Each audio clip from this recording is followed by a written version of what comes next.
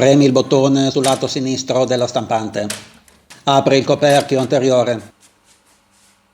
Prendi la maniglia blu che si trova nel cassetto delle cartucce toner. Spingi fuori il cassetto delle cartucce toner.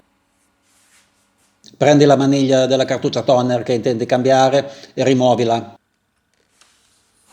Prendi la nuova cartuccia toner. Non toccare il tamburo, che è questo rullo sul fondo della cartuccia.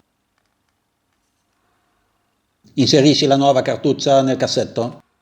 Assicurati che il colore della cartuccia corrisponda a quello nel cassetto.